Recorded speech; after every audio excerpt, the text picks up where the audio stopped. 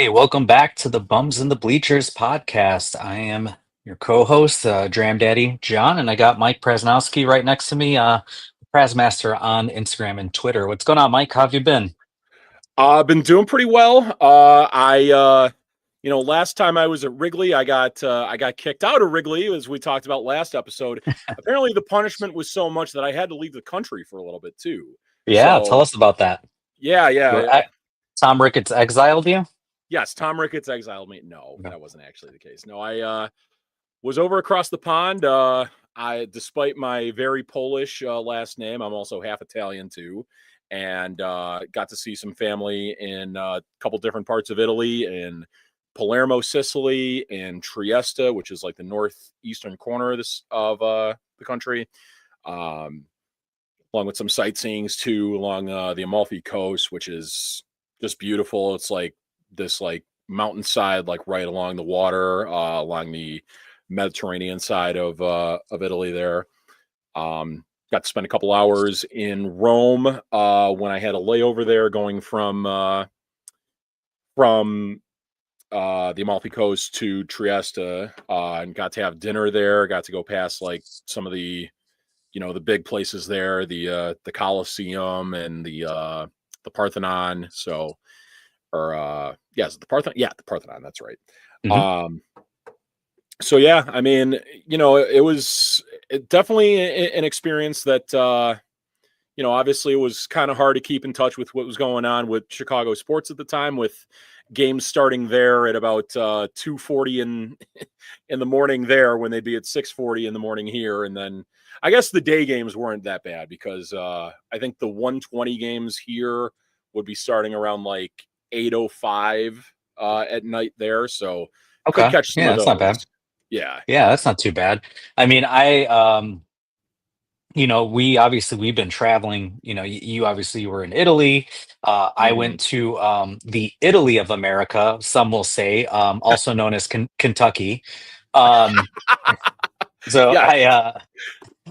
some I will don't I say, don't I you don't know, think I don't think wine is the alcohol they're known for in Kentucky there, but I see where you're going with. yeah, no, I was in Kentucky at the beginning of the month. I was kind of talking about it on our previous podcast, but I got to go in and do the Kentucky Bourbon Fest. For the third year in a row, which is just so much fun. And anybody who is into whiskey, I highly recommend. It is such a great festival. There's just so many people. There's like 7,000 people, 65 plus distilleries. And every distillery has a minimum of like four different options to try. So I mean, you're looking at like literally over 250 pours, that you can try from, sampling great cocktails from some of the bigger brands and even some of the smaller craft ones too. I got to pour with Larrikin, who I was on their barrel pick with. So one of the days, me and one of the other guys, we were on the pick team. We were standing in front of their tent, pouring, talking about the bottle with people, sharing it, talking about whiskey. It was super cool.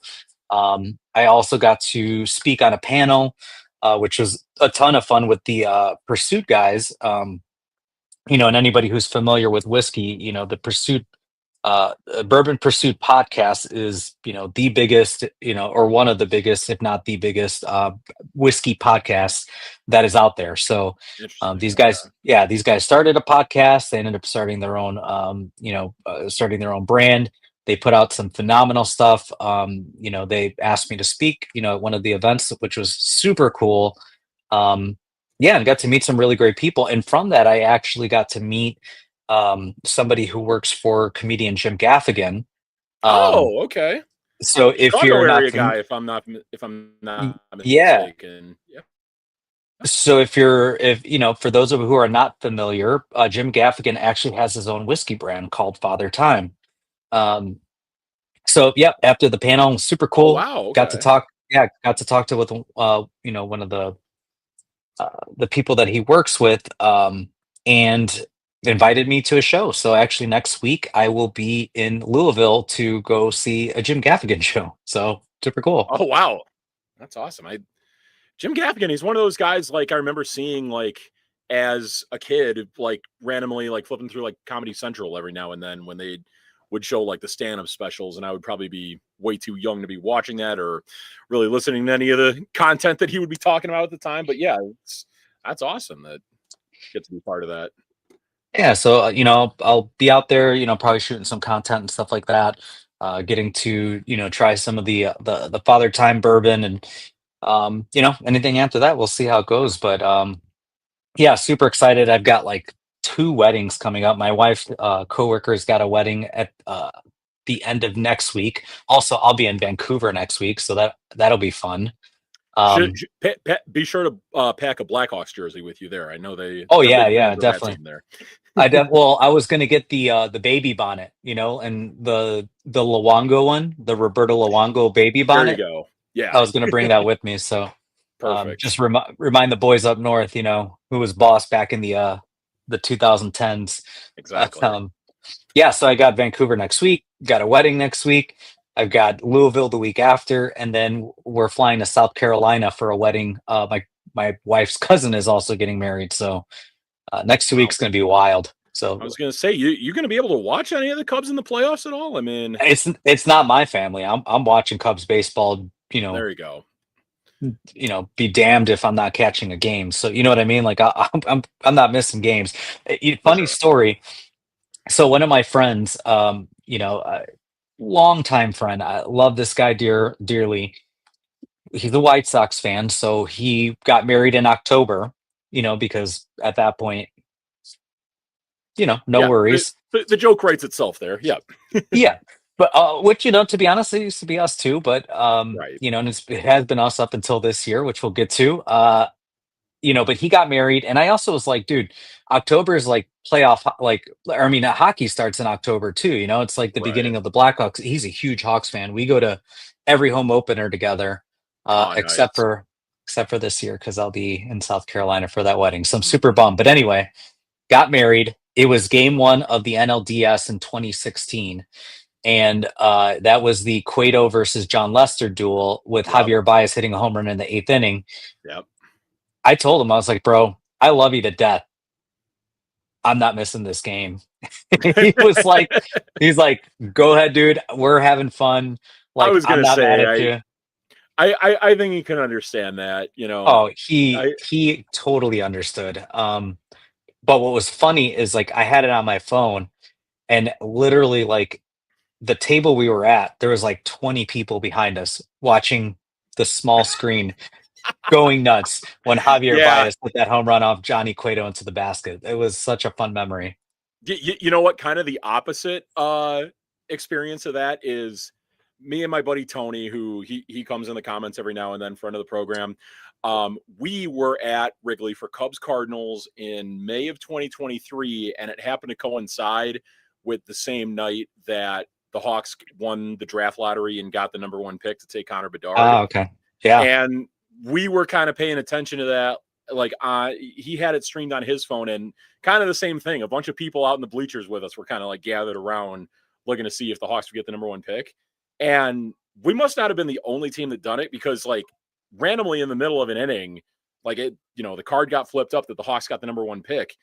And Yeah. there was a pretty audible cheer, like that. I think, not just me and Tony, but like a couple other groups were paying attention to the same thing as well. So Yeah. It was fun. I mean, I just remember, half of the party was erupting, when Javi hit right. that sky high fly ball into the basket because the wind was blowing in that night, and he Yeah. thought he got all of it, but man, that wind Yeah. was blowing in hard and it Every, barely got out.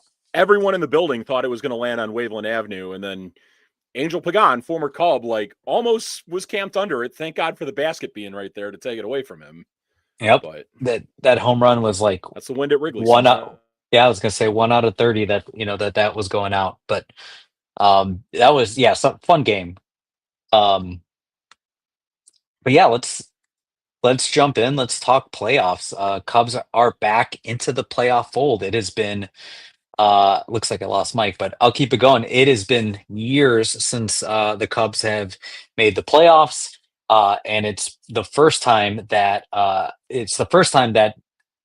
Chicago team has been in the playoffs since who was it? Well, if you want to count the Bulls play-in games, Right. which I don't, man. I don't know if I would count those. To me, those are a joke. But The Bulls, I think, were in the real playoffs in like 2022.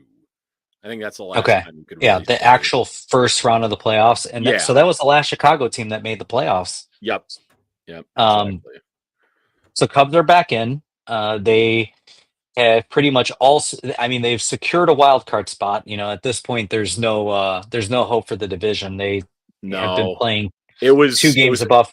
it was actually yesterday that that the Yeah. Brewers Oh, yeah. I'm officially sorry. The clinched the Brewers division. clinched yesterday. Yep, But even if, I mean, there was no chance they were coming back. They were playing two games above 500 baseball in the second half, and the Brewers obviously went on that crazy streak.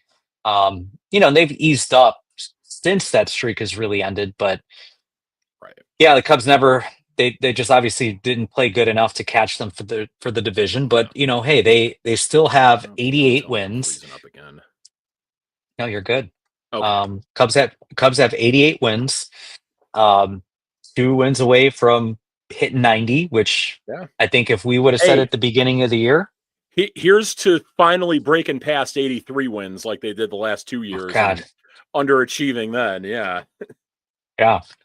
So I think, had you told us at the beginning of the year that this team would win, 90 plus games, I think we would have said it's a division winner. For sure. And obviously the Brewers played really well. They're at 95 right now.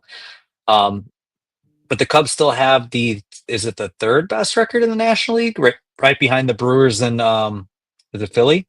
Yeah. Yeah, Philly's Yep, got Brewers and 92. Phillies, they have a better record currently than the Dodgers right now, but the Dodgers, they lead in the NL West. So that doesn't really matter towards anything with the Cubs unless the Padres have some kind of miracle run in them where they pass up the Dodgers for first place. But you know, probably not going to happen there. And Cubs have or actually no, they have the same record as the Dodgers right now. Okay, so Yep. the Padres are both 3 games behind the Cubs and 3 games behind the Dodgers as we sit right now. Yeah. I mean, and how are you feeling too? Because, I told you, it's pretty wild. The Cubs had such an insurmountable lead in the NL Central, before what it felt like an insurmountable lead. They were up, what was it, about 8 games in first place, and then Sounds they about kind of right. washed that away, and they were up about 4 or 5 games in the wild card spot, the top wild card spot, and now they're only up 3 games with 6 games to go. So they don't technically hold a tiebreaker over San Diego, if I'm not mistaken. I think they tied that season series, correct? They tied the season series, and the thing is, like, that tiebreaker hasn't been fully established yet, but effectively it kind of has because the next tiebreaker, excuse me, after that would be the divisional record between the two teams. Cubs they have been pretty good against the NL Central before this weekend, sadly. Uh Padres kind of have it pretty easy with, being in the same division with the Rockies. I guess do get some challenges, being in the same division with the Dodgers and Giants and D-backs too. Although the D-back season, hasn't gone the way they planned. So, a little bit of an easier ride for the Padres to get that tiebreaker clinched, but have a 3-game lead now. Hopefully, the Cubs could. I would say if they get 3 more wins, because the magic number is 4, you could count on Padres to maybe lose 1 game. Hopefully, and they do have a pretty good opponent tonight. They got to play. They're in San Diego against the Brewers, and the Brewers still do have something to play for in getting the top spot in the National League. So, it feels dirty, but we're rooting for the Brewers tonight. Yeah, they've got what is their magic number to clinch is 3, I want to say. For the Is it Cubs 3 to to put away the Padres. for the Brewers to lock up the number 1 seed? Um, Let me do some math here. So Just looking at the standings. they've got 6 games left, and they have a 3-game lead against Philadelphia. So 95 minus 64. They're at 4 right now, although I don't know Oh, exactly what the okay. tiebreaker was as far as like head-to-head season series with them and Phillies. So Okay. could be even lower than that. Yeah, well, looking at this, I mean, it looks like the Phillies did not have a good record against the NL Central this year, so I think it'd be safe to say that the Brewers probably had the tiebreaker there. Yeah, more than likely. I mean, yeah, I think I'm pretty sure the Brewers played the Phillies at the time when, like, they had the whatever crazy streak it was where they won like 45 out of 60 games or whatever it was. Yeah. So, they were beating everyone. They swept the season series against the Dodgers, which, like, that's impressive in itself. So, So yeah. I know we got a lot to talk about, and I know we were going to save it, but I mean, it feels like we're already on the topic, of a playoff and maybe potential playoff opponents. Do you just kind of want to jump into that and just talk through like some of the potential playoff matchups that this team can have? Sure. I mean, as of right now, it's really only between two teams and both from Southern California. As it would stand right now, and as it more than likely will be, it would be best of three against the San Diego Padres, hopefully still at Wrigley. Um, Yep. unless, somehow the Padres have some magic in them and can catch the Dodgers, but 3-game lead with only 6 to go. I mean, there's as much of a chance of that happening as them catching the Cubs. Hopefully that doesn't come down to that and we don't have to go to San Diego, but we'll see. We'll get into that maybe a little later in the show when we do our previews. It's definitely getting a little tighter now. I think I'm you, you starting to know, I starting to felt a lot. sweat all over again. Right. I felt a lot more comfortable before going to Cincinnati, like right after they clinched and the Cubs had what seemed like a very comfortable 5-game lead. And, it's only gone down by 2, but with so few games left to play, it's, it is getting a little sweaty in here. Got to win, man. They just For got to sure. win. I mean, they got to start winning some games again, and Yeah. I do think that they should take the number one wild card spot. And if everything holds, then to your point, they'll play 3 games at Wrigley because the wild card round is all at the home advantage team's stadium. So Right. they will all be at Wrigley if that's the case. So looking at both the Dodgers and the Padres, I think the Dodgers on paper look stacked. Correct. Um, the Dodgers on the field this year have not produced as much as the roster suggests, right? I think the pitching has been kind of hurt on and off. You've got a guys up and down in the rotation, which I mean you could say about the Cubs too. I mean they've had some injuries in the rotation as well too. Obviously Certainly. losing Justin Steele at the beginning of the year. Mhm. Um, the Padres had been really hot. They had surpassed the Dodgers taking first place. Then they got swept by LA, lost, first place. Didn't Right. really ever get back into first place after that. Their starting rotation has looked a little iffy, if you will. So just knowing that, and again, watching the way that these teams are kind of unfolding right now, and the way that they've been playing, who are you wanting to see in the first round? I had been putting a lot of thought into this, and I think, on paper, you would prefer the Padres to the Dodgers just because the Dodgers do have, the deeper lineup. They probably have the better the starting rotation. The thing that does scare me about the Padres is that they already had a really good bullpen before the trade deadline, and then they went out and got Mason Miller. Yeah. Um, and for a while, I was kind of preferring the Dodgers to the Padres. And then not long ago, I looked up just a stat going into it was going into the Pirates series. And I saw that like the Pirates were the team that has hit the fewest home runs in all of baseball this year. No surprise there. What is a surprise is the team that has the second fewest home runs this year is the San Diego Padres. And Wow. Okay. that applies both at home and on the road too. It's not just them playing in a pitcher friendly park at Petco Park. They Yeah. they haven't really hit home runs a lot on the road either.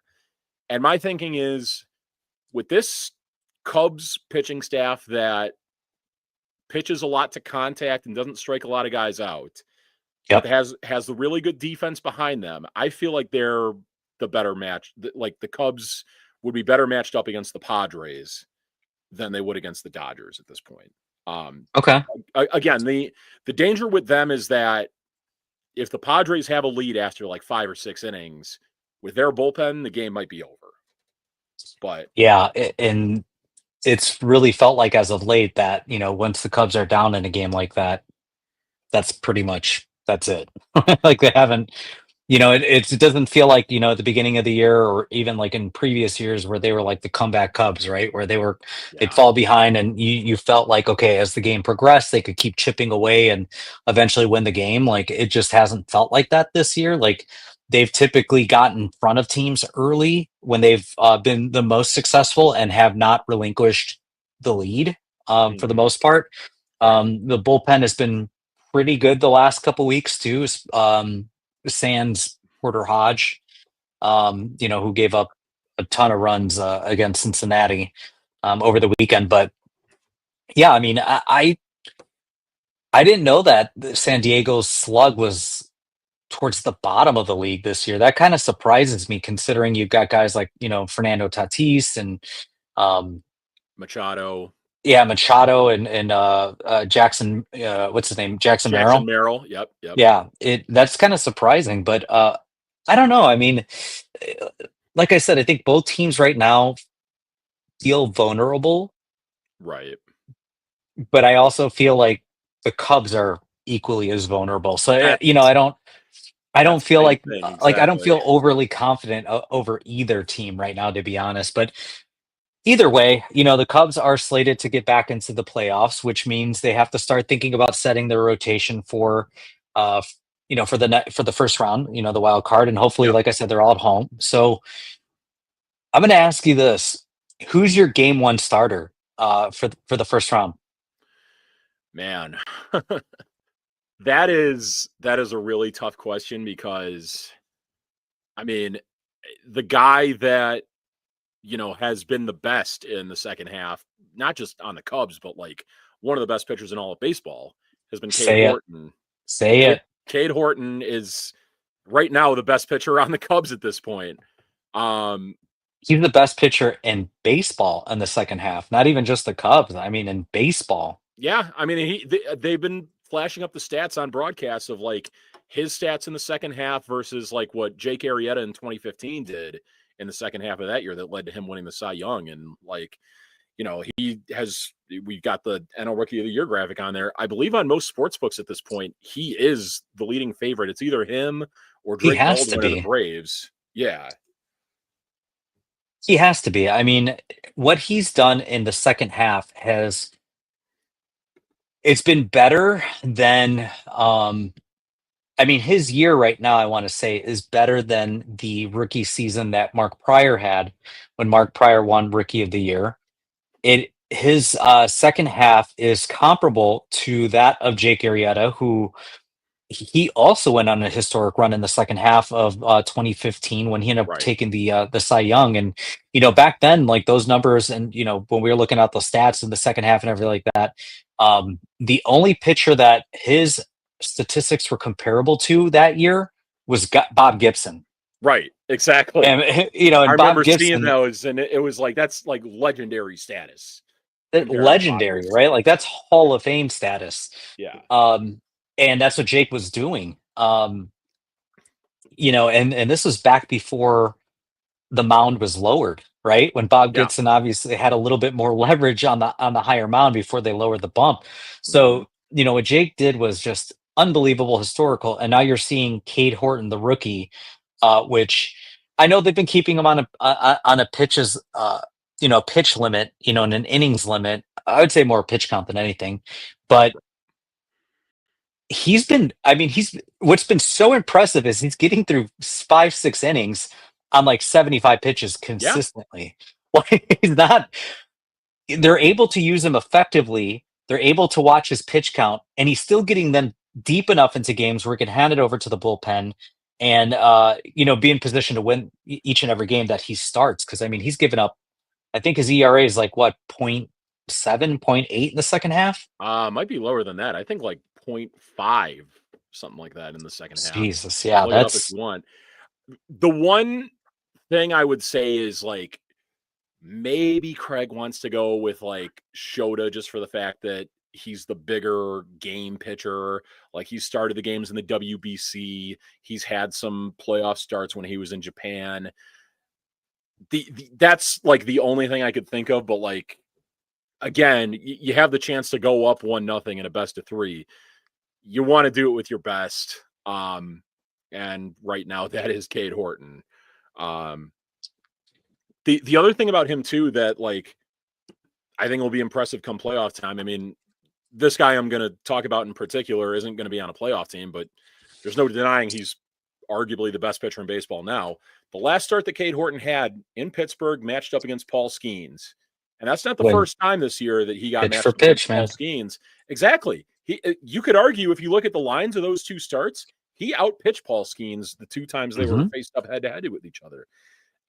For whatever Right. reason, too, if Cubs have had like Skeen's number for whatever reason, which has been wild. I was reading Paul Skeen has like a career 2 ERA. It's like Okay. 2.02 or something like that. Against the Cubs, he has a 2.94 Hey, ERA or 2.92. So almost a run better for the Cubs, which you know, I can't explain it, but I'm not mad at it either. well, hey, that's it feels like every time the Cubs have played the Pirates that they've landed on, it being a time when Paul Skeens' time in the rotation was coming up. I guess after a few times of seeing him, they got his number a little bit. So I want to read you something here, because it absolutely needs it needs to be talked about. It needs to be said. So I went to the 2 games in Minnesota when the Cubs played. Hmm. I was at the last game before the All Star break when Cade Horton went 4 2/3. He gave up 6 hits and 4 runs. Okay, so I was Yeah. at that game. Okay, I was at that game. Since then, he has given up in each start 0 runs, 0 runs, 0 runs, 0 runs, 1 run, Okay. 1 run, 0 runs, 2 runs, 0 runs, 1 run, and 1 run again. Wow. That basically is what Jake Arrieta was in the 2015 second half, basically. Like you knew Unbelievable. you were maybe getting like 1 run, maybe 2 runs max, if that. So, I mean, yeah, he has carried this team. Um, you And know, and that's where he that's my game 1 starter. I know Imanaga probably has some experience from, Japanese league and, his time, having some playoff experience. The one thing I will say is game 1, I am having my best pitcher and my hottest pitcher go, no matter what. And the hottest pitcher and the best pitcher right now in the Cubs is Cade Horton. And what's really been impressive about him, beyond like the run production, I feel like he's gotten stronger as the years gone on. I mean, his fastball, there are a lot of games recently where his fastball is hitting 97 miles an hour, where, he started the year probably about 94, 95. His velocity is going up instead of down later in the season when this is the longest yeah, you know what I mean? This is the most amount of innings he's ever pitched in his professional career. But I also want to point out too that Cade Horton was a big game pitcher in college. that's a good The point. Yeah, reason did pitch in the College one World of the Series. reasons one of the reasons why the Cubs drafted him was they were really impressed with the way he pitched in the College World Series and the way he showed up in big moments. Yeah, So I feel confident, not only that, but and I think like you even just kind of mentioned it, the way the wind blows is going to be it's going to be hard to predict. But right. if the wind's blowing out in game 1 and you have an Imanaga going, I feel like that's a loss. If That the wind's blowing out in game 1 when Cade Horton's going, I feel a lot more confident that you're gonna take game 1 in that series, right? that's a really good point for sure. The thing And is, like, not o the only thing I'll say to that is like you can't really avoid pitching Shota Imanaga no, no, no, in that but series. here's why I would have Shota second and Boyd third. Because if Cade Horton, for some reason, does not pitch well in game 1, then now to your point, Imanaga's got some experience. Matthew Boyd has had some playoff experience. Yep. So now you got 2 veterans behind the rookie who can back him up and then, try to push to win those final 2 games. If Imanaga goes game 1, has a bad game, and they lose, that's a lot of pressure on Cade Horton to go Okay. in game 2 to shove and try to, right the ship in game 2. So I'm probably more of a fan of letting Cade go in game 1 and Yep. then letting your veterans back up after that. So, um, yeah, I mean, that's where I stand with I Cade. He's been so I impressive. I think at this point you may have convinced me. Okay. I'll so I mean we have it up right now. NL Rookie of the Year. I actually have the Braves game going right now because they're one of only like 3 games being played tonight. Really, the only other contender with Cade Horton for Rookie of the Year would be Braves catcher Drake Baldwin. Currently on the season, hitting Yep. 273, 18 homers, 76 RBI, an 801 OPS. I believe he was. I mean, this could have just been like giving the hometown guy a chip, but the All Star game was in Atlanta. I believe he was an All Star for it. That is pretty damn impressive, and there will be it'll be an interesting decision between whether it's him or it's Baldwin. Although, wow, the odds have it overwhelmingly for Cade Horton, minus 375. Okay. Oh, I think you might be muted. Hold Yep, on. I am sorry about that. I said if he's got one more start this year, if he pitches well, I think it's all but assured that it's Cade Horton. Yeah. Interesting to see the AL MVP odds and the NL MVP odds too. I think Shohei Otani's been absolutely just Otani does Otani things. I think he's For going to win sure. his third MVP in the row. Yeah. Um, Aaron Judge, I think, is going to win the AL MVP. I would pick Cal Raleigh if it's me. I think I'm with you on that too. Just from like the raw stats perspective, Aaron Judge has been better. He has like, Oh, you know, Cal, 100%. Cal Raleigh obviously has like the crazy amount of home runs. Aaron Judge, I believe though, has like a OPS that's like 200 or 300 points above where Cal Raleigh's at. So it'll more than And likely go to Judge. yeah, Go ahead. and whose team is in first place right now in That's their a good point. division? The Mariners are in first place, which who saw that coming? You I did know, not, but you take Cal Raleigh out of that, off of that team, man. I don't know if Seattle's even in a playoff mix, to be honest with you. that's yeah, good point. And if you take Aaron Judge off the Yankees, they're probably still like at least in the mix for the third wild card spot with all the talent they have on that team. Yeah, take Cal Raleigh off, it's a much bigger Yeah. drop off. Yeah. So when I think valuable to their team, I'm picking Cal. I mean, Big Dumpers, he's just been putting up, and again, you're right. From a raw stance, from a war standpoint, Judges, I mean, he's just coasting towards his, another MVP. But I just think like in terms of like value to their team and value to winning, um, and he's been so good back there. So and then you've got your Cy Young favorites here. You got Tarek Skubal, who obviously was just recently hurt in his last start. I don't know where he's at there, but um he'll have a I like stat that, check. Matt.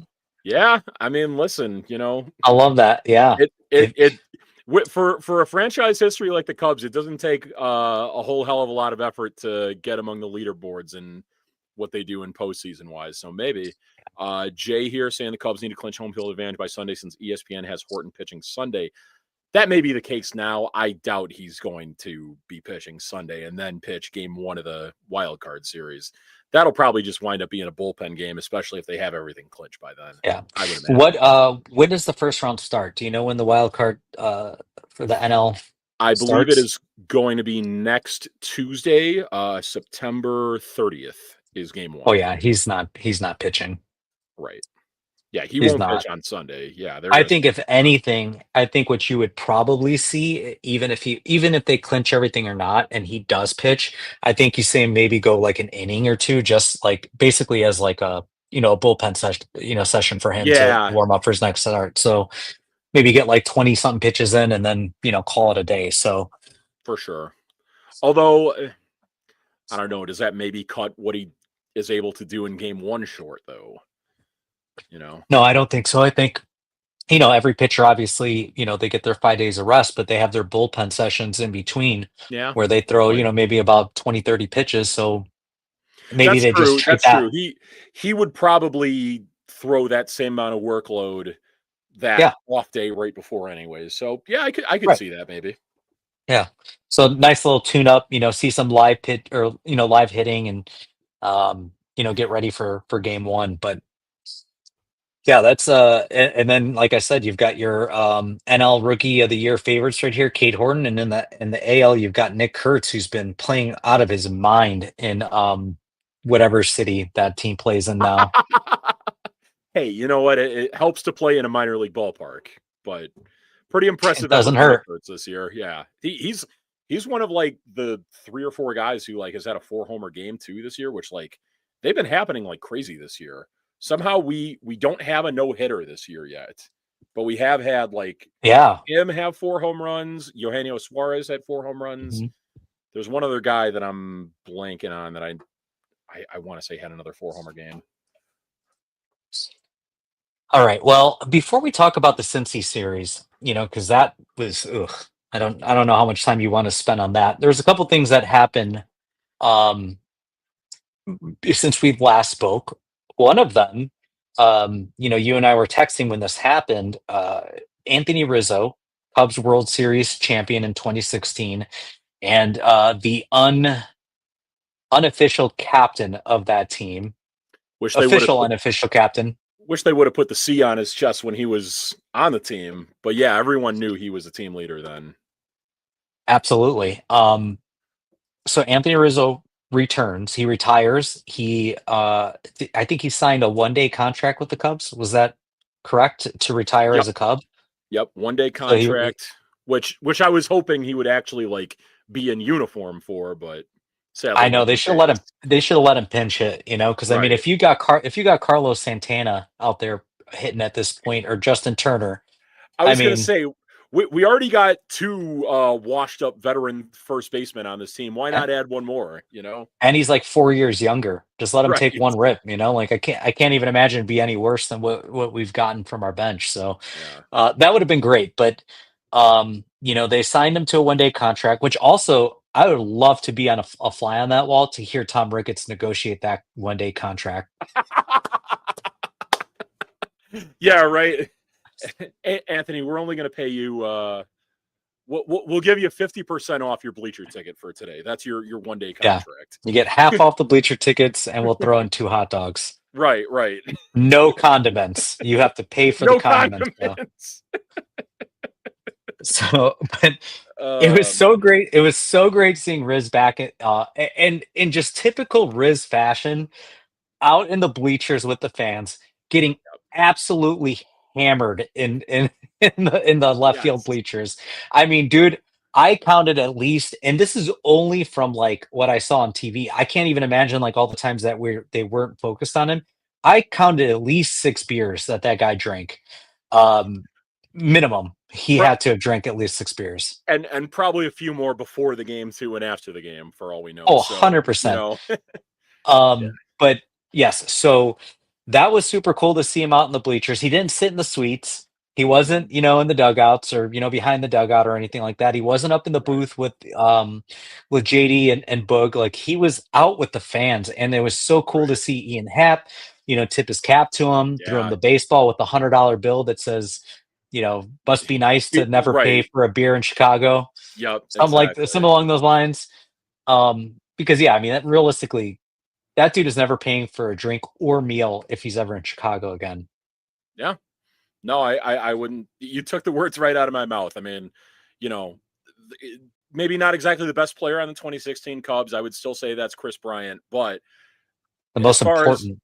yeah, the most important, the team leader, the guy who, you know, was the glue of that clubhouse for, years even before that team got good and became a World Series contender through, some tough times at the end there. Kept the clubhouse pretty well. But Rizzo, that was a hell of a day. We saw, I believe when Ian Happ came up the first time too, he had Anthony Rizzo's old walk-up song, Intoxicated, He playing on the did. Yep. speakers too, and he gave him like a point out to left field. He's like, "That's for you, Riz." Yeah, but there That's was so cool. another moment that would happen with Rizzo out in the bleachers later that day. Yeah. Before we get to that, because I know that was so cool, and it's a great memory, right? Like that's Yeah, got to be such a great memory to really kind of talk about. Um, First, yeah, I'm gonna stop here. Jay, 100% agree with you there. yeah. Um, Hopefully, but Dan Schulman on the call, or one of the other anybody. lead voices on ESPN. Yeah, So there was obviously a new core memory that was unlocked over the weekend with Rizzo joining the game. But before we talk about that, I want to hear your favorite Anthony Rizzo memory or memories. Like, it doesn't have to be just one singular because there's so many, that I can think of. But what would you say your favorite is, or one that stands out to you? I mean, I'll tell you this: I was there for his first game as a Cub in 2012 when he first got called up, and I believe he Nice. had a couple hits and an RBI against the Mets, and that was probably the first time in about 2 or 3 years after that Soriano, D. Lee, Ramirez core had kind of faded away, that there was like real excitement back at Wrigley.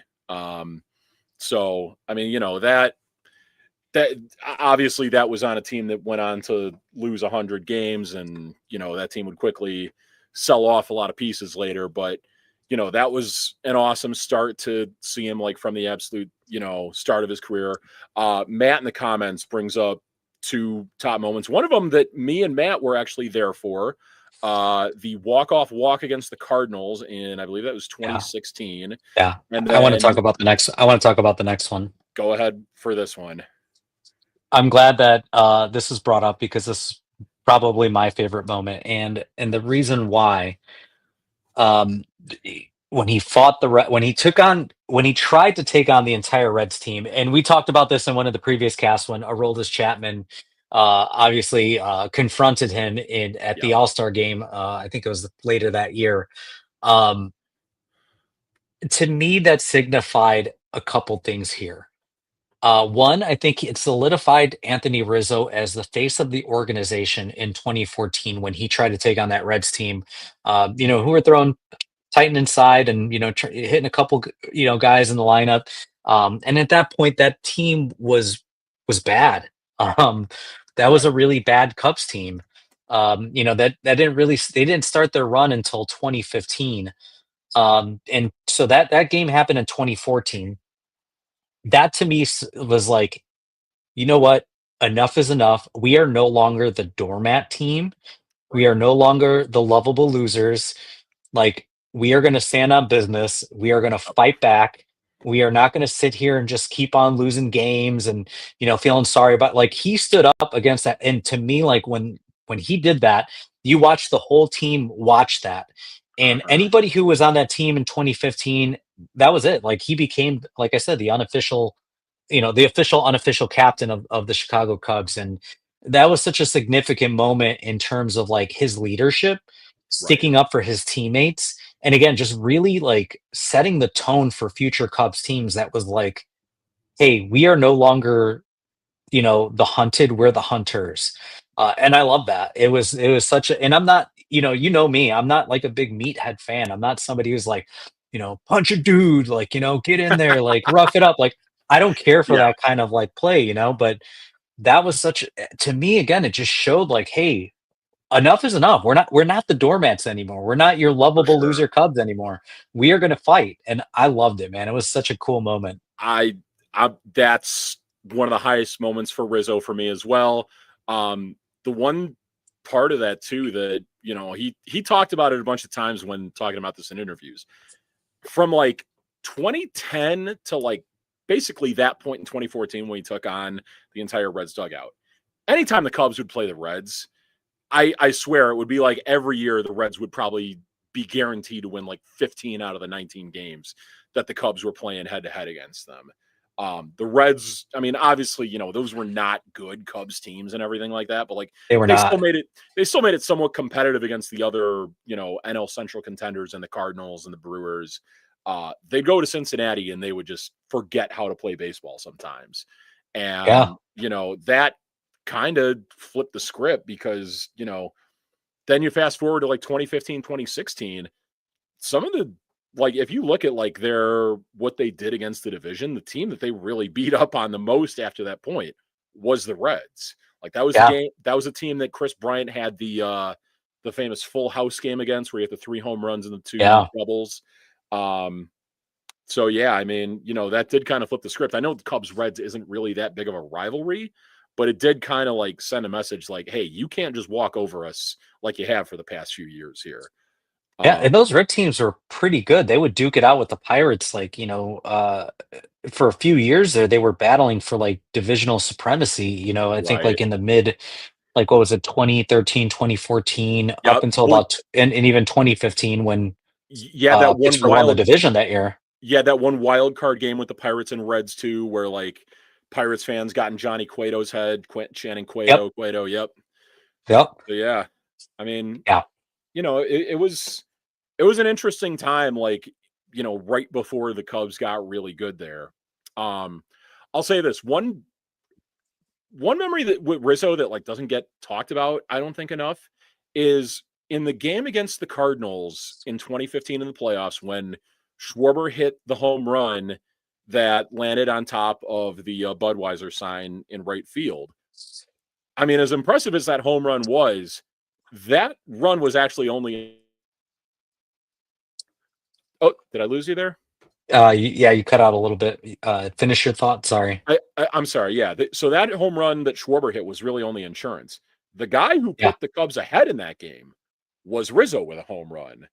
Hmm. And so, everyone remembers Schwarber's big blast, but it was actually Rizzo who hit probably the biggest home run of, the one that put him ahead in that series. Yeah, I think another one that was a really good memory for me. Um, it was in 2016 and the NLCS because I was at that game when the Cubs won the pennant.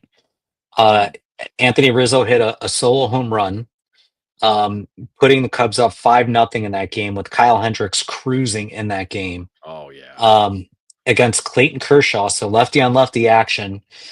Rizzo basically, I think at that point, once they went up 5-0, I was starting to feel like, oh my God, this is happening. Like Kyle Hendricks was shoving in that game. Right. The Cubs produced some good enough offense off of Clayton Kershaw, who's notoriously been not a great playoff performer, but his by all means a Hall of Famer. And Right. I actually want to talk about Clayton a little bit later in the show, Yeah, um, absolutely. yeah, that was such a cool moment just to be a part of that and watch Rizzo just hit a solo blast off a future Hall of Famer and basically cement the Cubs on their way to a World Series and a pennant victory. So that was a cool moment for me. Yeah. That's up there as well. I'm thinking too in that same series, that was also he was going through a little bit of a hitting slump. And remember, he Yeah, elected to use like Matt Caesar's bat for one of the games in yeah. LA. And he finally like busted out of it using that bat too, which like, is that where the wait, no. Okay. So this will be another thing with him. And then like this was probably like May or June of 2015. He had like a slide at third base that Javi Baez would become a little bit more known for on like a tag play at third base, where he like moved his leg out of the way, got out of the way of the tag, and like reached around with his other leg to be safe at third. And they reviewed it, and he wanted being safe. That's where you get that gif that you might see every now on Twitter or Instagram or wherever, where you just see him saying, "It's magic, it's magic." That's Yeah, another. there's so many good ones, man. I mean, kudos to Rizzo. Like I said, 2016 World Series champion, multiple Gold Glove winner, consistent 30 home run, 100 RBI guy there for Yep. a while, Platinum Glove winner. I mean, you just can't say enough for what he did for this organization and for us as Cubs fans. I mean, he's somebody that, like I said, you'll never forget. If I ever see him, I will not let him pay his tab wherever he's at. You know what I mean? Absolutely Like not. Right. that's a dude. Like I don't care what you ordered. Like you helped give me one of the happiest days of my life. I in closing on Rizzo, I'll just say this. I know a lot of that 2016, 2015 core, like it was kind of an abrupt ending. Like, we didn't think it would all be Yeah. over in 2021 back in 2015, 2016. And we Yeah. thought Bryant would be here longer, Baez would be here longer, a lot more of those guys would be here longer. And it's not necessarily clear like what kind of relationship those guys are going to have with the Cubs after they retire, but I think Rizzo is like the one guy that I think feels like the safest bet, where he's going to get his number retired. He's probably maybe gets a Oh, statue or something like that. okay. Because I mean, Wow. all the other guys that the Cubs have retired numbers and built statues for, they were great, but none of them were part of any Cubs World Series teams. Rizzo Okay. was. I, you know what? I don't know if I could dispute that. I don't know if I don't know if I would have gone as far to say that they should retire his number, but if it's brought to the table, I don't think I can argue it. I don't think I'd be able to win that argument. Which I think brings up our next topic, which is super, topical, I guess. Like it's right on time. Yep. Um, we had some new Cubs inducted to the Cub Hall of Fame here. So before we talk about the two that got inducted, um, I'm assuming just based on your last comment, you think Rizzo will be inducted into the Cub Hall of Fame. Oh, absolutely. That's one of the biggest locks ever. Yeah, I agree with that. Yeah, and I would say that for probably he wouldn't be the only one from that 2016 team that I think makes the Cubs Hall of Fame. Now John that's John Lester. John Lester would have John to. Lester. I may be in the minority on this. I think Chris Bryant eventually gets there, just for being like the MVP and the best player on that team. We'll see. We'll see what kind of relationship they have later in after he retires. I don't even know if it has to do with the relationship. I think like Chris Bryant had a very Derrick Rose type run where it was a lot of accolades in a very small amount of time, Right. which Hey, Rose is going to get his number retired by the Bulls. he is. And again, like I don't know if I fully even agree with that just from a statistical and performance and accolade standpoint, but from like tugging on my heartstrings, like I'm all for it because D Rose, Yeah. Chicago kid, did so much for the organization, for the city while he was here, which I think is a little different. But I don't know about Chris Bryant. I don't know if Chris Bryant has, I know he's got the rookie of the year, the MVP, he had, was he an NLC? No, he wasn't the NLCS MVP. That was Javi and John Lester. And then Right. Zobrist was the World Series. World So Series MVP. I don't, I mean, I don't know. I feel like, hey, in that World Series, they probably don't even make it to Game 6 if he doesn't hit the big home run in Game 5. He did keep him alive then. He yeah, had but then it's like, where do you draw the line? I mean, do the Cubs win the World Series without Dexter Fowler hitting a leadoff home run in Game 7? You know what I mean? It's a like, good point. where do you draw the line at like nostalgic feeling and just logic, right? I think that's where Yeah, it's hard for us because we're so invested in that year, in that specific World Series, because it had been 108 for years. sure. I think it had the Cubs won in the 80s and then maybe in 2003, the two times that they were probably the closest to winning a World Series, and Yeah. then if they won in 2016, I don't know if we're having that argument. Yeah, that's a good point. You know Probably. what I mean? Like, Yeah. I don't think that we're actually fighting that fight. I don't think we're like, it would have been another World Series and there would have been enough guys, a lot of guys on the team that you felt like were legends, just for being part of the team. But Right. man, I don't know if like I'd be like, sewing this like, quilt together of all these players saying like, well, they were so valuable here and here. This is why they should be in the Cubs Hall of Fame. They had a strong game 5 or they had, Yeah. a strong game 7. I, I don't know. I'll just say this. Like I said it at the beginning. I'm probably in the minority saying this about Chris Bryant, but like I am someone who like was a huge Chris Bryant fan when he was a Cub and still a huge Chris Bryant fan now, even though, we never see him on the field. Very appreciative for everything that he did. I know he doesn't feel like 100%. the leader or the guy who really embraced Chicago or anything like that, but like when he was at his peak, he was quite arguably right up there with like Mike Trout as like having an argument for the best player in baseball. Okay, so I want to pull this up here just because we're on the topic. I just wanted to look it up. All right, so Chris Bryant as a Cub in 7 years. I mean, I guess he did play 7 years. It's a pretty long time. He had 279, 378 on base, 508 slug, 886 OPS. He had 160 home runs and 465 ribbies. Okay. Mm-hmm. Anthony Rizzo played 10 years with the Cubs, which again, I think like that decade feels very, like, from a time standpoint, feels like a good enough time to like Yeah. say you played a full decade in a Cub uniform. He finished with 272 batting average, 372 on base, 489 slug, 861 OPS. He finished with 242 home runs and 784 RBIs. So he hit about, 80 more home runs and about 300 plus more RBIs in his time as a Cub, which Right. again, he played 3 more years. So it's like, yeah, he was going to have, Yeah. he was Good averaging point. about 100 a year, but 12, 13, 14. So yeah. I don't know, man. That's tough. I would say to me, the two that get in, Rizzo and Lester, and I think I would draw the line there. You wouldn't go say Arrieta or No, Hendricks or I think Arrieta too short of a sample size. I think you got a really good Arrieta in 2014, an historic Arrieta in 2015, a great Arrieta in 2016, and then after that, the drop off started happening. So 3 years or 2.5 years, I don't know, would be enough for me to throw Arrieta in the Hall of Fame for the Cubs.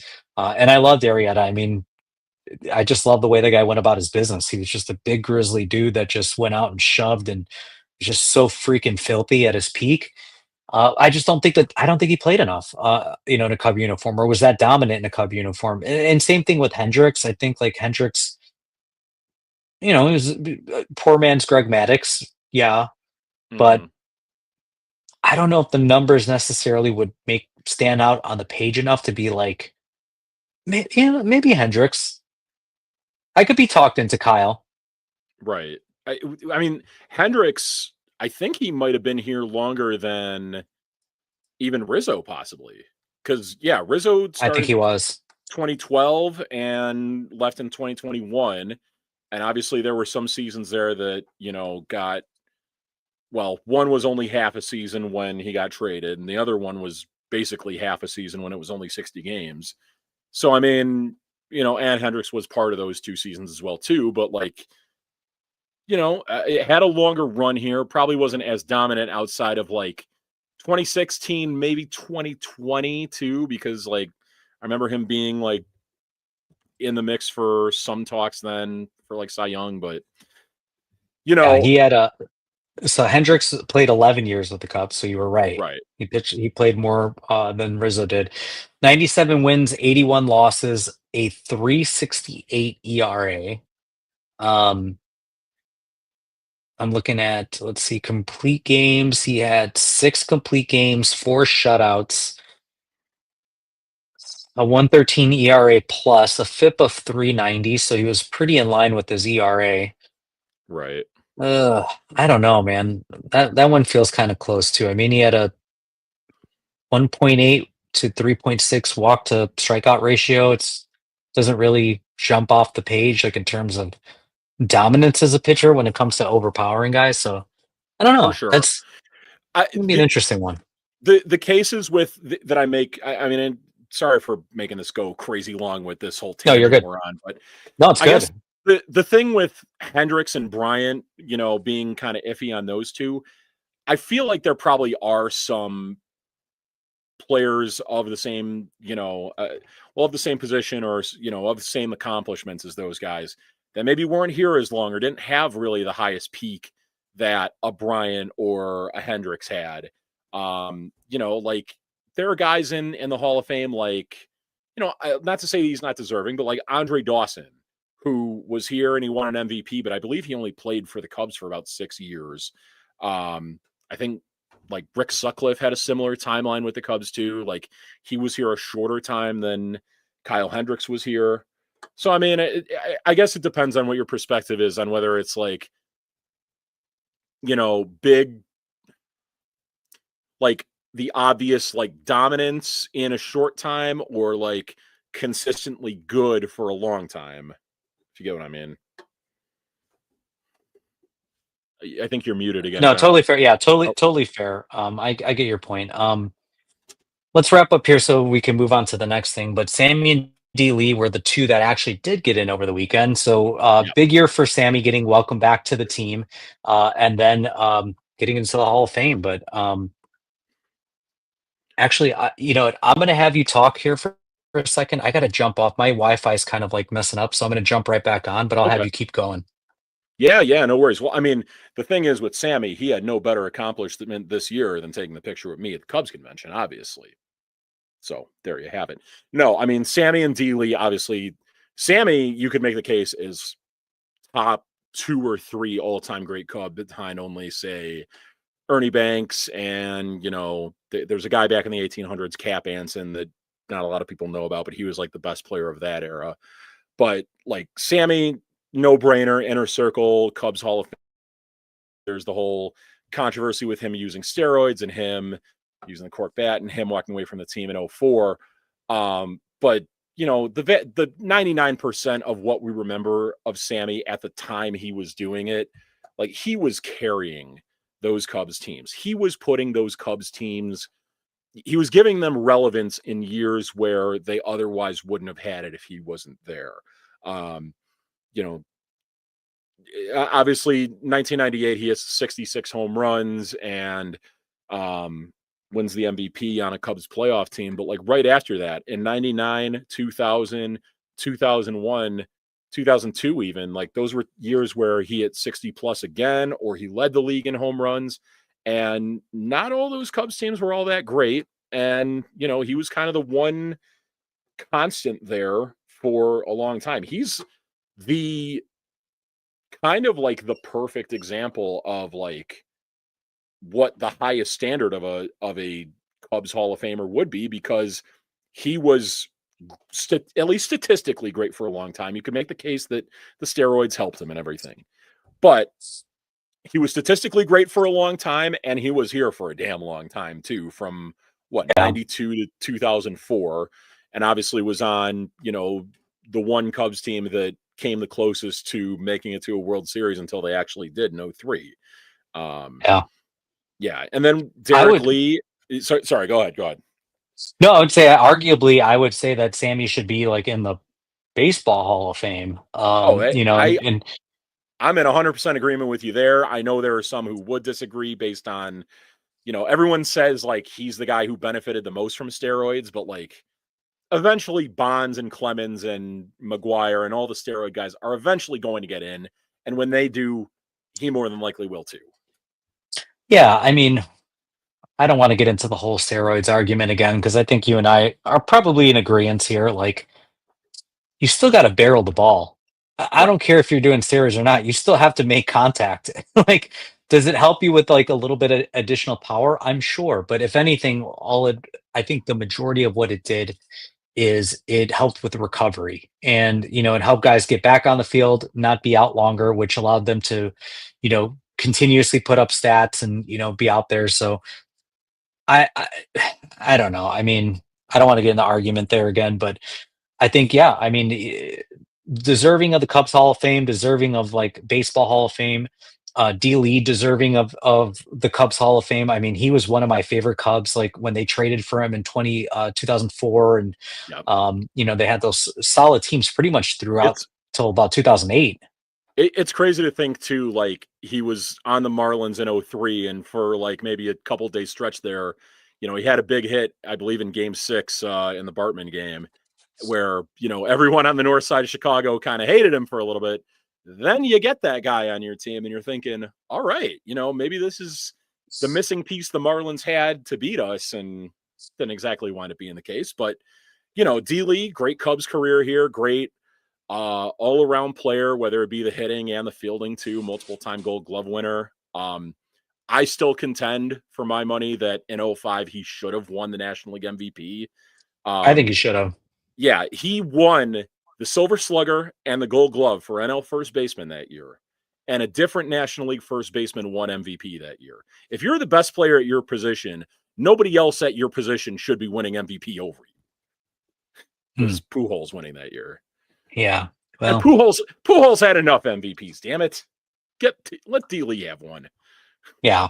I mean, I agree, but whatever. Um, all right. I know we don't have much left to talk about here. I know there were a couple things. I don't know if you even want to spend time talking about like the Cincinnati series, other than that was absolutely just trash. Just a shitty Yeah. series. He scored 7 runs in Cincinnati combined over a 4-game set, swept in 4 games. Yep. Um, I think they, for a long time, were one of the only teams with Cincinnati to have been swept in a 3-game series. So, that was obviously that Right. changed with the Cubs, and then now they've been swept by a team in a 4-game series. So that's, Right. yeah, not great. I don't really have much to say about it. The only thing I have to say about this series, and there is another topic we can get into that specifically pertains to the last game of the series, but I'll say this, that after clinching the playoff spot they did in Pittsburgh on Wednesday, I was fully expecting that on Thursday in Cincinnati that Craig was going to run out like a B squad lineup. And obviously you can't do it the same way you could in years past when the roster's expanded to 40, but you would have thought there would be as many reserves in that game starting as he could have found a way to do that. He actually ran out like basically what the starting lineup is minus Kyle Tucker at this point. Yeah, And to me, I feel like that kind of set the tone for kind of the whole series because, you know, these guys had celebrated the day before. They were spraying each other with champagne. Some of them were probably drunk and hungover. And, it would have been nice to give some of those guys a day to recuperate. And instead, you run them out there and they damn near get no hit by Hunter Green. yeah. Ugh. Yeah, yeah, exactly. And then next 2 games are meh, have some decent offensive performances, and then you get shut out again yesterday in, a pretty frustrating game when you got a really good performance out of Jameson Tyone too, and you know you never know when you get those from him because he's a little iffy at this point. You can't waste him. Yeah, good point. And obviously we still don't have Kyle Tucker, don't know what's going on there. There's no really current timetable of, if and when he'll return. You mentioned that over the weekend via text. You think this is the last we've seen of Kyle Tucker as the Chicago Cub. Potentially. I mean, I think you and I are both kind of more on the side that he's not going to be back here next year. Now, Yeah, whether or not he gets the big payday he was expecting to, we'll see about that after a down year. But you know, if he's not back at some point in this homestand, I can't see them just throwing him into the fire in October in in the October. playoffs. Yeah, So unless he's batting seventh, but we all know how Council loves to not take stuff like that into consideration. right, exactly, yeah. For all the time they had Ian Happ hitting high in the lineup, and early in the year when like Justin Turner was still hitting like fourth and fifth. Yeah, I mean it's it feels like Council oftentimes will give guys you know give guys lineup preference just based on like what they've done for their careers without realizing like how good they've actually been lately and who you really want up at the plate. Um, so I mean, we'll see. I mean, the problem is like if they don't have Kyle Tucker, what is this team's ceiling then? Like they could maybe Yeah, beat the Padres in the wild card series. Maybe they beat the Brewers in the NLDS. I don't know. I guess you looked at the head-to-head games, like the last time the Brewers were here at Wrigley, that was around the time when Kyle Tucker was given some time off, and the Cubs kind of thrived with him out of the lineup. So maybe they find a way to get it done there. But like, if they really want to have a potential pennant-winning season where hmm they have to go head-to-head with either the Dodgers or the Phillies in some round of the playoffs, they're going to need Kyle Tucker there. And, you know, who knows if we're going to see him if it's not within these next 5 or 6 games. We'll see, man. I mean, I would feel good if he was back by the St. Louis series. If he is somehow is able to play a couple games in the St. Louis Yeah. series and just see some live pitching, I think I'll be all right. You know, as long as he doesn't have any discomfort, he's ready to go.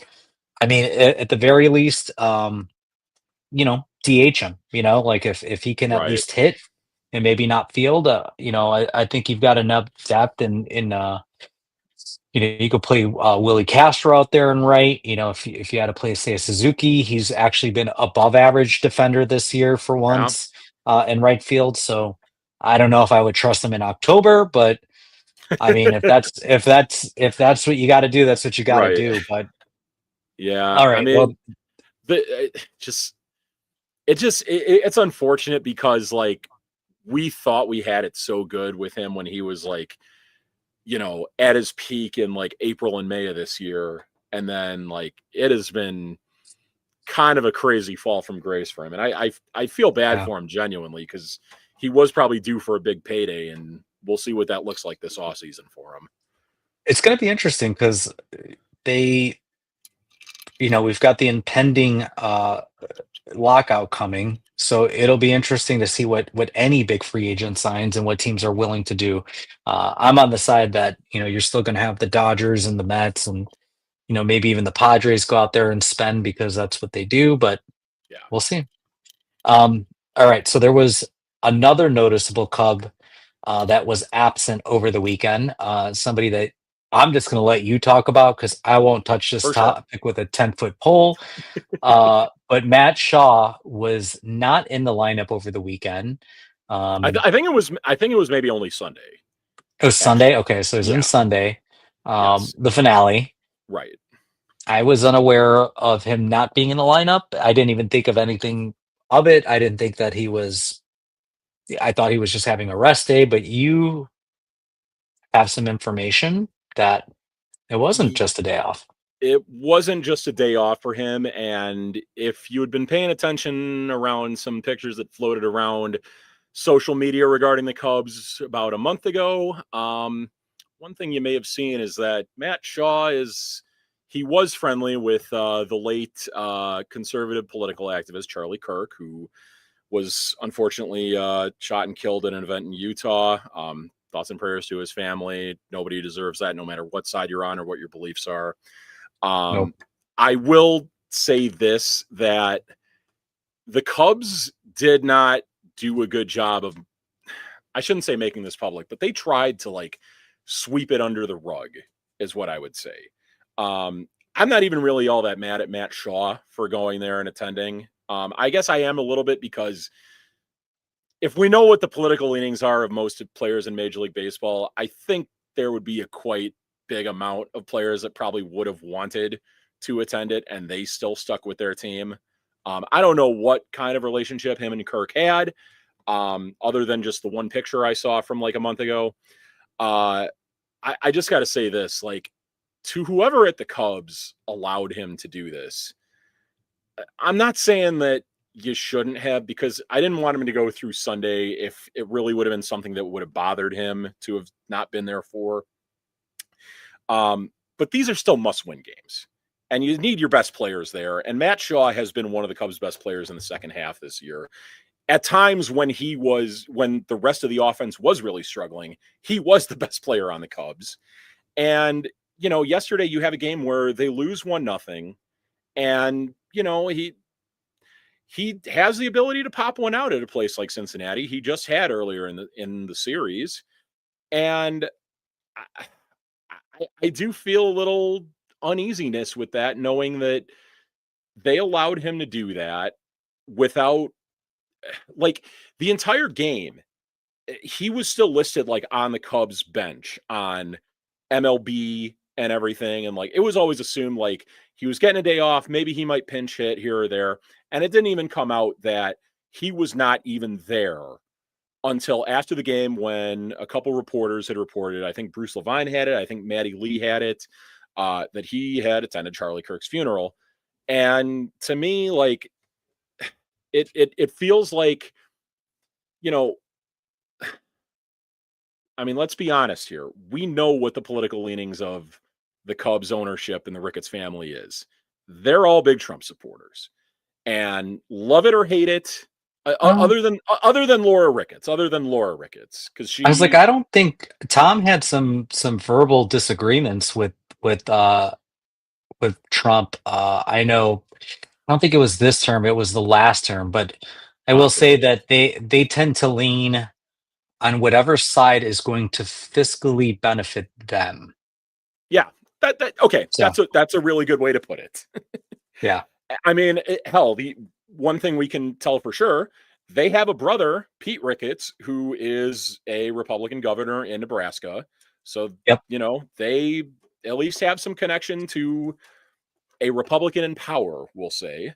Sure. Yeah. Uh, and, it's like, I get it that like the Cubs maybe don't want to express it themselves that they feel that way, but like the cat's been out of the bag for a few years now that like that's where they're at.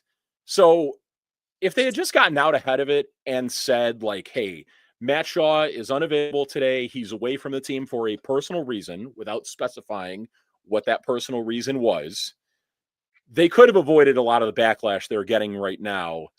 And, I think most people could probably put two and two together on what that personal reason would be for Matt Shaw after seeing the picture floating around of him and Charlie Kirk. Um, Yeah. yeah. I don't So, know. Again, I think you mentioned it. We don't know the relationship they may or may not have had. I think like if there was a relationship where they were friends, then sure, like go be there for your friend. yeah. If you're there because, you know, it's not a You family member, it's because he not a wanted if to it's not a friend, right, because he maybe but wanted to if make some sort of statement with his presence there. right, and that's where it's like a little sticky, right? Where it's like, and I know every company is going to be different, and the Cubs, by all intents and purposes, they are a company. They have a human resources team. They have employee Right. benefits. They have policies that are written in place. The CBA has all these rules and policies and benefits in play. They're a union. So I don't know. Who am I? I don't know the rules. I don't know what bereavement looks like, for players. I don't know what's written in the CBA for that. So I don't know if I necessarily have the biggest problem with him going, even if like the Cubs were trying to hide it. Maybe they just didn't want to deal with like, I mean, they don't have to. I don't think they have to say like, hey, we're backing our player who wants to be there for Charlie Kirk's funeral. Like I don't think they need to do that. I think to your point, I agree. Like you just say, hey, personal reason. He's not here today. We were able to call somebody up for the day or something like that. But yeah, I don't know. I think it's such a tricky thing to navigate, and that's where I was like, man, I don't want to touch this with a 10-foot pole because it's Right. like too many people have too many big feelings on either side where it's like you can't even talk about it in a way that feels, level-headed, maybe? It's For it sure. it goes from, like, 0 to 60 on both sides where it's like everybody just wants to get into a heated discussion about it. I mean, I think you said it best, nobody deserves that, people are allowed to mourn the way that they wanna mourn, right or wrong, whatever somebody said, or didn't say, whatever side you're on, whatever, Right. you're right, nobody deserves that, so I don't know if I can even say, like, Shaw was in the wrong for wanting to go. Again, I don't know the relationship. I know like he had taken some pictures with him. I know Jordan Wicks, I want to say, also had been Uh, an advocate or a fan of Charlie Kirk's. Interesting. I think Justin Steele might have been there as well, but there's a couple guys on the Possibly. team, and also Charlie Kirk was a big Cubs fan, so He was Chicago area native he from was a big Arlington Cubs fan. Heights. Yeah. So Maybe not the biggest yeah, fan I of don't know. Chicago and what he talks about, but No, he yeah, never lived in Chicago, so that's true. you That's wouldn't true. know. Lifelong suburbanite, Charlie Kirk. Yeah, you would never know. I Um, mean, it's like neighbor villains that are They talk about Chicago, and you're like in their bubble. Yeah, exactly. All right. Well, are So, you okay sorry, moving on? sorry. Yeah, sorry for Okay. bringing a You're all little. good. We're gonna go there, Controversy. but yeah, I felt like it had to be addressed because I did feel like Matt Shaw not being there did have an impact in why they lost yesterday. Fair enough. All right. Let's do on this day because I know you have one. For sure.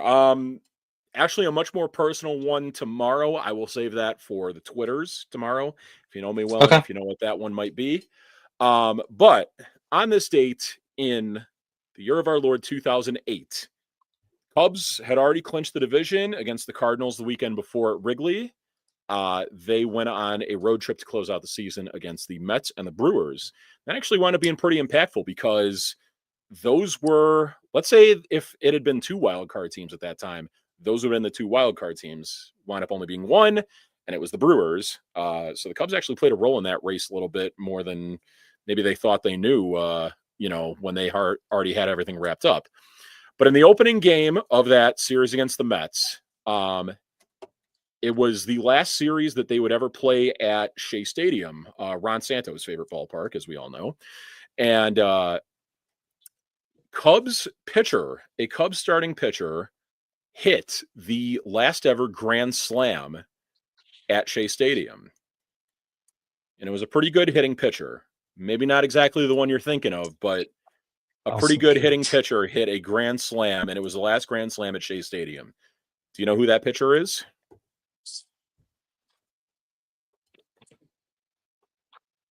So you said pretty good hitting pitcher, but not who I would think, because who I would think would have been Carlos Zambrano. So I'm Correct. assuming that it's not Carlos Zambrano because you're trying to throw me off the trail here. Maybe I am, maybe I'm not. We'll Uh, see. Who knows? Cubs did it's have some against pretty the good Mets. hitting pitchers at that time.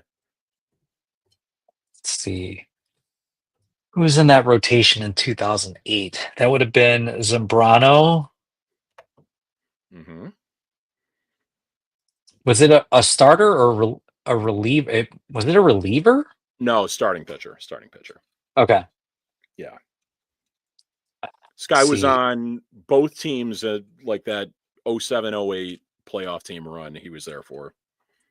So I want to say 2008 was the year that they traded for. Was it Rich Harden was traded in that year? That's when they got Rich Harden, yes. Yep, because that was combating the CC Sabathia trade that Milwaukee had done that year. Yep. So that rotation, okay, got it. So sorry, that's just helping me determine what year, what rotation this is. So I want to say it was Carlos Zambrano, Rich Harden, Ryan Dempster, Mm-hmm. Ted Lilly was on that staff as well. Yep. Yep. Oh man. All right. So am I missing somebody from that starting staff? Zambrano, Dempster, Harden, Ted Mm-hmm. Lilly.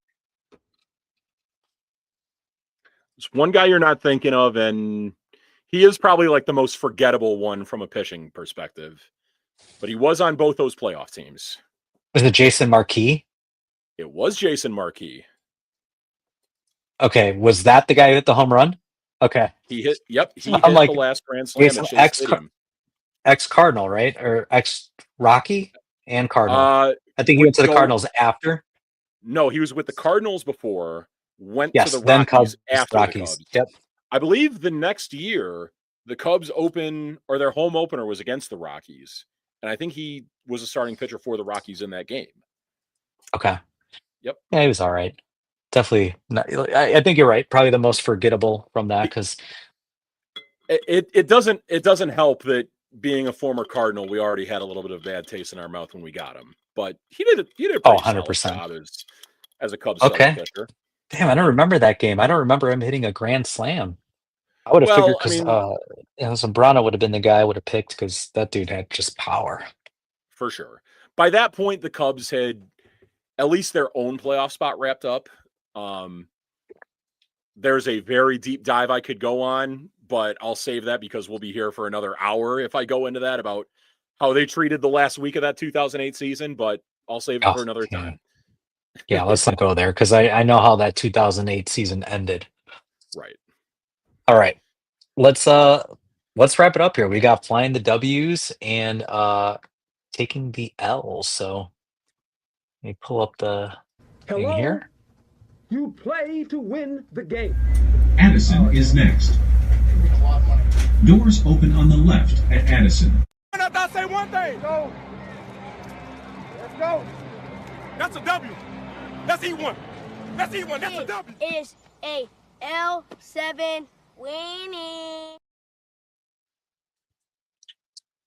All right, L7 weenie. We've got our W's and L's. I could kick off too because I know I wanted to touch on this really quickly. I just want to give a W to uh to the Dodgers, to Dave Roberts, and to Clayton Kershaw for the way that they celebrated Clayton in his last home game at Dodger Stadium. Dave Roberts has probably not been the best at, I think, pulling guys when he shouldn't. um, that was the perfect time to pull Clayton Kershaw in his last home game as a Dodger because he had come out and said that he's retiring after this year. Mhm. Um, what an incredible career for Clayton Kershaw, even this year alone. I mean, this guy continues This to this year might be the most impressive of his career, like knowing he doesn't have the stuff that he used to and like still at putting together all a really good year. Yeah. a sub 3 ERA again. Mhm. He's got a 250 career ERA or something crazy like Yeah. that. I mean, he has been in, and again, from a playoff standpoint, that is a different argument and discussion. We all know that Right. he has had his trouble. I think his career playoff ERA is like 450 plus. But from a regular season standpoint, from an entire 162 game a year standpoint, he has been an unbelievable Hall of Fame pitcher, and they celebrated him in such a great way. They allowed him to leave the mound, getting a standing ovation. They gave him the curtain call.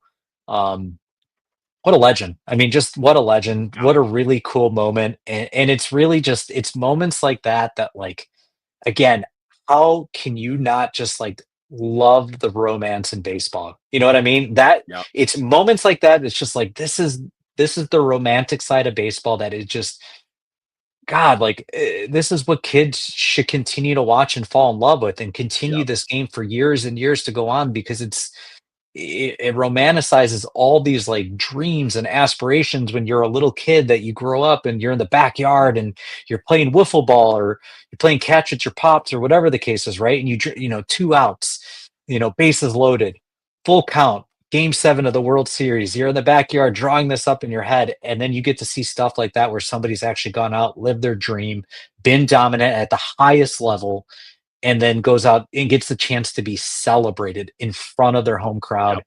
the way that they were. I mean, just so cool. Huge W to them. Yeah, I'm in complete agreement with you there. I always had a pretty strong appreciation for Clayton Kershaw from afar. I mean, up until really the 2016 NLCS, like you never really saw the Dodgers as much of a competition for the Cubs, and large part of that was because the Cubs weren't exactly competitive until then. Um, but I mean, one thing I'll always appreciate about him is like there were so many years where, like, some of the years where he won the Cy Young were years that Adam Wainwright finished second. So he helped prevent a Cardinal from winning the Cy Young, which I very much All about appreciate. it. Exactly. Um, and he follows in like a pretty nice line of succession of legendary Dodgers left-handed starting pitchers between him, Fernando Valenzuela, Sandy Koufax. Yep. I'm thinking like Don Newcomb back in the Brooklyn days. So, that's kind of like the, not to compare it to a team we hate, but like the kind of line of like Packers quarterbacks a little bit there with, Favre and Rodgers, and well, hopefully not Love because he's been struggling a little bit now. So maybe that's coming to an end. Yeah. Yeah. The one other thing I'll say about Kershaw too, everyone jumps on him for the poor playoff performances. I feel like a lot of those years, and I don't know if this was just Dave Roberts, but he would get misused a lot in the playoffs sometimes when it would be like the last game of an NLDS, and they would bring him into pitch like the 8th or the ninth inning, and then expect him to go out there in game 1 of the NLCS, and do his job in the 8th and 9th inning of the last game of the NLDS, and then he just doesn't really have it for the NLCS. And it's like, how many more World Series could the Dodgers have won if they just, not wanted to, like, really go for the kill and just relied on their bullpen? Yeah, I mean, not everybody could be Madison Baumgartner going every like 2 or 3 days Yeah, rest and right. Or John Lester in um, 2016. very true. Yeah. All right.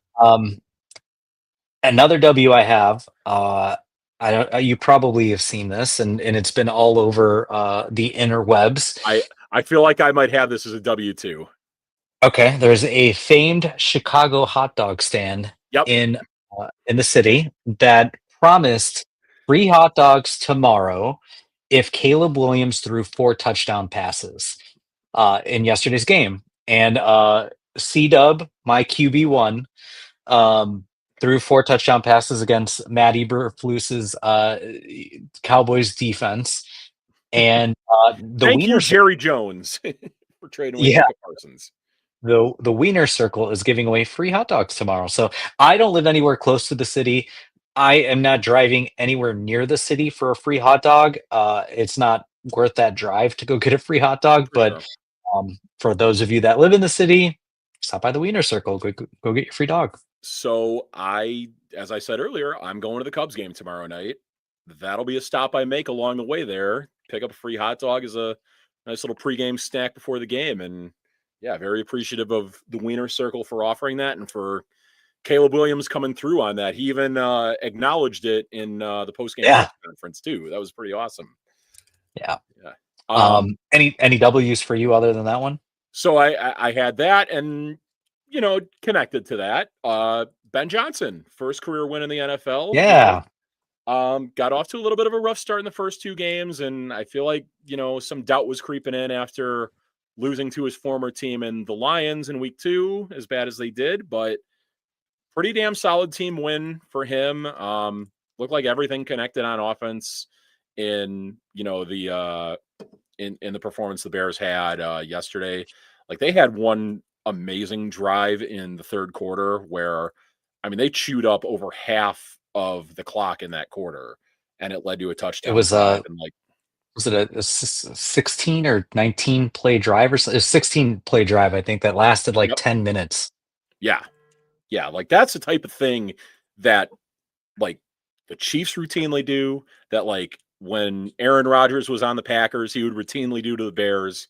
Like, take away as much time for the other team for yourself, and take advantage of it. And I Not only that, but yesterday. see, not only that, but they finished those drives with touchdowns, which Right. feels very un-Bears like.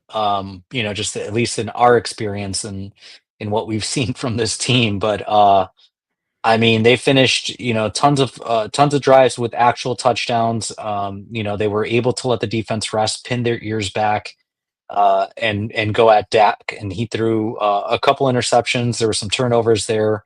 I think 4 turnovers for the Bears yesterday, if I'm not mistaken. 2 picks thrown by Dak, 1 by the backup quarterback, and then there was the forced fumble by Tyreek Stevenson.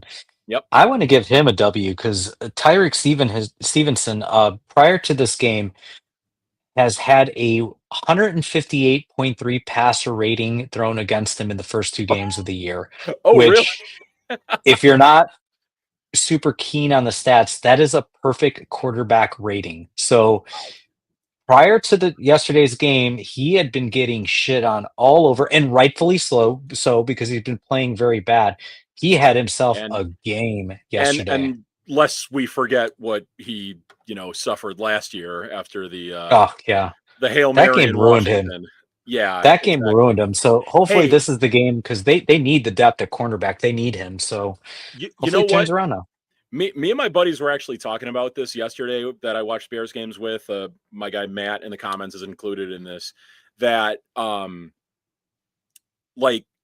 remember after like the double doink, like Cody Parkey went and ran to Good Morning America, and like everyone on the Bears was pissed about that. And I mean, look, it was a terrible thing that Tyreek Stevenson did last year, and like obviously losing the rest of the games up until that last Packers games didn't really help. But at least he didn't make any sort of selfish move like that. And, is back for this year, had a rough couple games to start, but like contributed in a big way on this Sunday. So I'm with you. That's a good W for Tyreek Stevenson. Awesome. Yeah. All right, L's. I've got let's see. We got the bums because they still, I mean, we're already going to complete another baseball season where they have not done our podcast. We're in Cubs year, which they still owe us. You know what? Give me an L too, because I saw them on Saturday and I forgot to give them shit for that. I should have done that. I saw them instead you were wearing there. the green booger hat I saw you in. No, that's not a green booger hat. I'll wear that hat next time if you want. It's actually a Ken Griffey Jr. hat from the store called Baseballism. Oh, where it's like okay. I know Baseballism. Yeah, on the front side of it, it has like a silhouette of like Ken Griffey Jr.'s head with like the backward baseball cap on it. But it is Mariners colors, so that's maybe why you saw. Oh, it looked like Joey P sent me a picture from over the weekend. And you were in a hat. I'm trying to find it now, but no, this is not. No, this is what's that? What is that? Yeah, they got you in Sox gear. Someone must have placed that on my head when I wasn't looking. That's not a hat I would ever wear. Yeah, he sent that to me, and I responded, traitor. All right. Give me another L for that too if you need to. Although, right, so there you go. We needed the White Sox to beat the Padres this weekend, so we're rooting for the White Sox in good faith there. Fair enough. All right, that's fair. All right, last L I have. This is just a broad stroke L to just football fans in general and people that like just God are so insufferable when it comes to like quarterback production. And again, I know we have no basis of like what a great quarterback looks like in this city, but for the amount of people that talk so much shit about Caleb Williams and calling him a bust after the first year, calling him a bust after the first two games of this year, I want to point out something because I sent this to a buddy earlier today. Ever since the game that CJ Stroud, the guy that everyone said that the Bears should have drafted that year instead of trading the pick and then getting Caleb Williams the next year, and everyone's like, oh, you should have just stuck with the pick and you could have had CJ Stroud, and he took the Texans to the playoffs, and he was rookie of the year and all this. Since the game that they played the Texans where CJ Stroud tried to sun Caleb Williams, yeah, little bro, he went out, little brodom, right? Where it's like, bro, you've been in the year like a year, you've been in the league 1 year, and you're trying to little bro somebody, right? And Caleb did not want to hear anything he had to say. You know what I mean? Like that was pretty funny in itself. Ever since that game, Caleb has more, and this is 18 game total. Caleb has about, I think it's a little bit less than 100 more yards than CJ Stroud. He has 6 more touchdowns, 27-19. And he's got Caleb has 5 interceptions to CJ Stroud's 15 during that time. Wow. So Stroud 19-15, Caleb 27-5. Caleb is leading the league in touchdown passes this year so far. Again, it's only through 3 games, so got to take it with a grain of salt. I'm not saying Caleb is a Hall of Famer, but my point is, you got to give both guys time. You got to give all these guys time. For sure. You know what I mean? Like quarterbacks take time to develop. I saw a clip. I sent it to my dad earlier today. It was Eli Manning and Peyton Manning talking about Caleb last week. And they were saying like, Caleb's got to learn this whole new cadence by Ben Johnson and all the motion plays and everything like that. Eli is going through the whole play. And then like the mic gets cut off 15 seconds in, which I didn't know happens from offensive coordinators. So when the play clock comes down to 15 seconds, the mic cuts off. So whatever you hear from the OC, that's it. Like that's what you hear. So you won't hear anything after that. It's up to the quarterback. You're giving the whole play rundown. And if you don't know like how, plays are called, it'll be like, Z scat, Y, Y out, whatever. And then it's like a bunch of different cadences. And then, the Omaha, which is like, basically like your fake, your fake hut, whatever. And, so it's like the quarterback has to basically communicate to the offensive line what they're doing, communicate to the receivers to what they're doing, the running backs to what they're doing. So whenever these guys hear the play come out, they're only hearing their part. wide receivers only hear what the wide receivers are supposed to do. Right. Offensive linemen are only hearing what the offensive line, the quarterbacks know it all. And it's crazy. Like, I couldn't do this. And it's so super easy for us to sit back and play like, you know, a Monday morning quarterback, right? Yep. Armchair quarterback, where we're so critical of this, this team, and where Caleb's at in his development and all that. But like, can we all just collectively calm down and stop just waiting to throw out the word bust? Like, Exactly. let it play out. Let this guy develop. Let him learn under the new tutelage. We're 3 games in. I think Ben Johnson is that dude, and we've been wrong before, but by all accounts, he feels just different than anything that the Bears have ever had. I'll tell you this: I never felt as confident in Matt Eberflus as I currently do in Ben Johnson. But like Ben 100%. Johnson has Yeah. a breath of fresh air when it comes to like what we've been hearing from him at the podium. Yeah. We talked ourselves into wanting to believe in Eberflus because he had the whole glow up last year, and we're like, oh man, this guy's a changed man. Like, he's more confident, and like we talked ourselves into it. Right. Where I think Ben Johnson, you can see it, and this dude, he's a dude. And so I think everyone needs to chill. Like, offensive line matters. Caleb Williams had 68 sacks last year, one of the worst offensive lines in football. This year, marked improvement. He was Right. not sacked once yesterday. Yep. 1 QB rush, and had a damn near perfect quarterback rating. So it's like, look what happens when you have time. CJ Stroud, in comparison, has a terrible offensive line this year and looks really pedestrian. And again, it's like, you got to give the guy some slack. Offensive line sucks. So L to anybody who wants to just use and throw the word out bust. And also just like an L for anybody who wants to throw out the word bust because the dude paints his nails, because he does, he dresses weird or whatever. Like, right. That's fuck outta low here. hanging fruit. Exactly. I'm so over like this, like, just watch what he does, watch him play, watch him improve. If you want to criticize his play, he missed some short passes yesterday. That's fair. That is fair that's a fair thing to say about it. But, right. To say like, oh, where he wears his undershirt out or he paints his nails, so he's not a true leader. Give me a fucking break. I'm so over that kind of like commentating, that commentation or, commenting or whatever. But yeah, I'm done with it. But yeah, that's my final L. Sorry. I just had a rant that. No, that was very cathartic, and I appreciate every minute of that. I mean, look, we as Bears fans are scarred by, Justin Fields and Mitch Trubisky and every quarterback in between. And like, we tried to probably believe in them as long as we could and gave them, as fair of a shake as we could. So there's some scar tissue built up from quarterbacks past that have failed us here. But, at the same time, you take a little bit of a zoom out and remember that like the guy who would go on to become the greatest quarterback of all time and Tom Brady was a 6th round pick.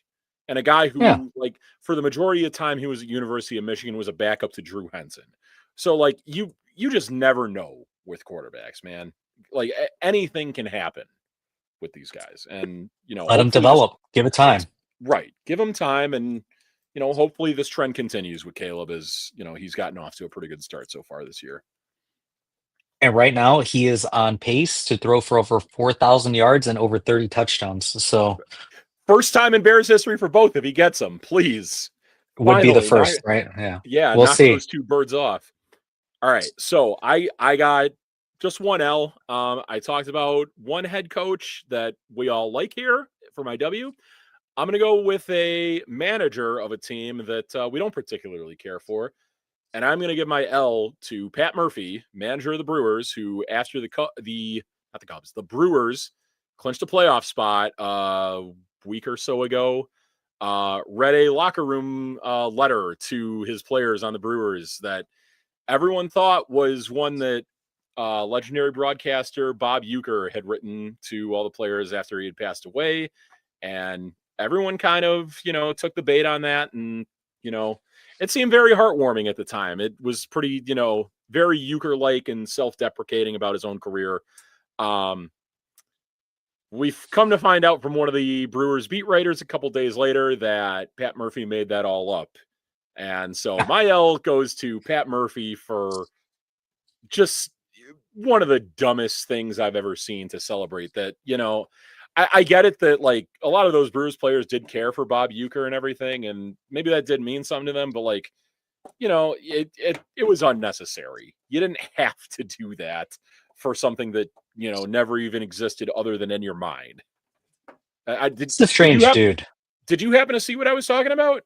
I didn't see that. I did see something that he I think he was interviewed by Bob Costas recently, and he was like going in on Sam Frelick of all people. Yes, I just That saw was that so yesterday. weird. I'm like talking about Sal Frelick saying like you're not going to be in the big leagues that long, and here's Sal Frelick, who's one of the best players on the Brewers this year. What are you crapping Yeah. on this guy for? He just feels like a weird dude, but he's got them playing hard. He's got them believing, and whatever motivates him, maybe he knows better than we do how to motivate his guys, but just feels like a weird dude. That's all. For sure. All right. Upcoming schedule predictions. Let's wrap up here. We've got a 6-game homestand, 3 versus the Mets, 3 versus the Cardinals starting tomorrow. Magic number for the Cubs, is it 4? Down to 4 with the Padres, exactly. 4 with the Padres. So a combination of 2 wins, 2 Padres losses, 3 wins, 1 Padre loss, 4 wins, and then you take care of your own business. But I'd say let's shoot for a minimum 3 here. I would say let's get the 3 wins, and then I would feel pretty good. I was gonna say 3 feels comfortable. 4 obviously secures it. But just based on the pitching matchups, I'm liking what I'm seeing for what they project to be for the series against the Mets. I don't know who's going on the other side with the Mets. I can tell you for certain it'll be Cade Horton tomorrow. That should be his last Cup start. Yeah, that'll Full be start. the last start he makes before the playoffs, more than likely. It'll be Cade Horton tomorrow and some combination of Shota Imanaga and Matt Boyd in the next 2. It'll be Peterson tomorrow. David Peterson against Horton. Yep. And then you got Boyd against to be determined. Okay. And then Imanaga versus to be determined. So we don't know who the Mets are going to throw out there, but they've had some challenges with their starting rotation recently as well, too. They've had some injuries.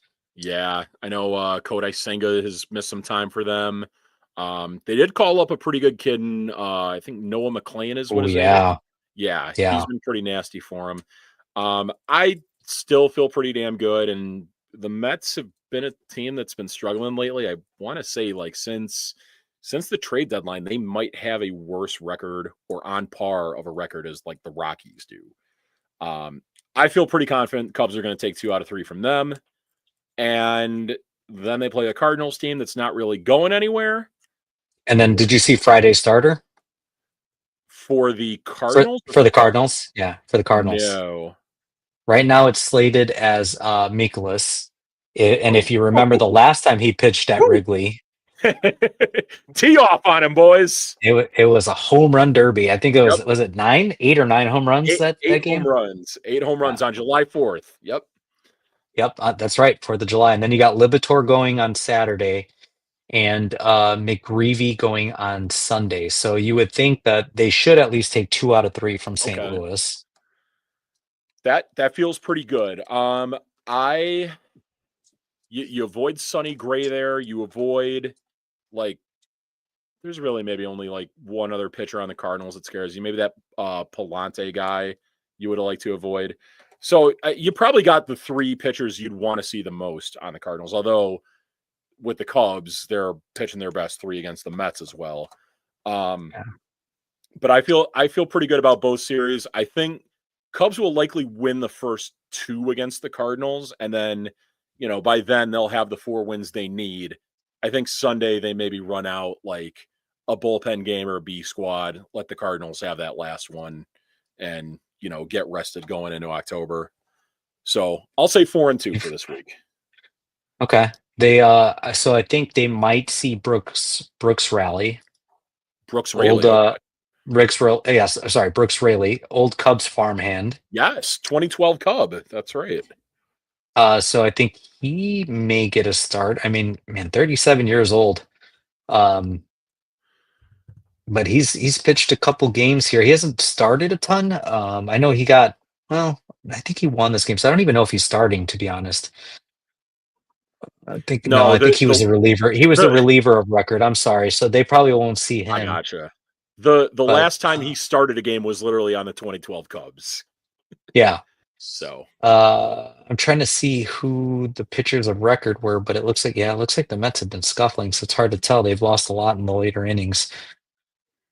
I don't know. I mean, they probably are going to see their rookie phenom, but all right. So if that happens, I think they take.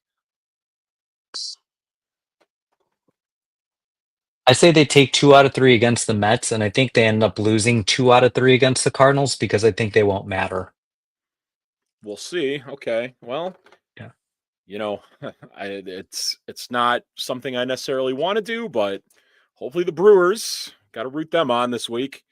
They take care of business for us against the San Diego Padres, and they still have something to play for. So There you go. go Brewers. Yeah. Well, how about just go San Diego to lose? Go San Diego to lose. There we go. Yes. All right. Well, it was great catching up. I know we went over by a lot, but it had been weeks since we've talked. So let's see what the Cubs do, because the next time we convene, we're going to be ready for playoff mode. So Absolutely. Can't let's wait. go, man. Playoffs time. It feels good to say it, right? Cubs Feels good. playoffs. Yeah, for the first time in half a decade, the Chicago Cubs are in October, and whether they go far or whether they maybe only last 1 or 2 games, or well, no, 2 or 3 games, I Oh, guess it would be. I knew who I had an L about that I just got to say before we end the show. Go for it. I want to give an L to the Detroit Tigers, who have Yes! squandered a Oh my 14-game God! lead. A 14-game lead, and it is down to 1 game against the putrid Cleveland Guardians. Yeah, who were like one of the worst Wow. hitting teams in baseball at the time. The Every year Cubs. they are, but Yeah, it's still kind of are, but yeah, wow. yeah, A that's been one hell of 14-game a lead, collapse. that's a huge, yeah. So if Cubs fans, it could be worse. Just throwing That's that true. out there. That's true. At least with the Brewers, they're a team that is probably going to finish. They're the with like best team in baseball. Yeah, they're probably going to finish with like a 600 winning percentage. It wasn't always going to be the easiest to try and catch them, and they put enough separation between them and the Cubs. At least that happened earlier in the year. With the Tigers, man. It's happening at the exact worst time it could. They have lost 6 in a row, 1 in 9 in their last 10. Cleveland has gone 9-1 in their last 10. Yeah, It's just, oh my God. I made a joke with my buddies yesterday because the Tigers and Guardians actually play each other in Cleveland this week, and that I said that if the Guardians sweep them, that YouTube video of like it's the Cleveland tourism video where it's like fun times in Cleveland again, and then it ends with "At least we're not Detroit." They should play that song after they win if they sweep all 3 games against the Tigers. All right, I'm going to be watching that series closely, but I just had to throw that out there because what an epic collapse that would be if they somehow lose that division. Yeah. All right. Seriously. Well, appreciate everyone joining in. Thank you for everyone who's in the comments. We got 6 games to go to end up the regular season, and then the Cubs are in the playoffs, folks. So as we know, the field feels wide open in the National League. I don't feel like there's any team that's overly dominant. Everyone's dealing with injuries. Anything could happen in the playoffs, man. You just got to get in and it's a roulette. Absolutely. Crapshoot in the playoffs. We know this very well from previous years. Yeah. Excited to see what this new core of Cubs does in October. Let's see. Let's go. Yeah. All right, Mike. Great catching up. Thanks for everyone tuning in, and hope to see you next week. See you next week. Go Cubs. All right.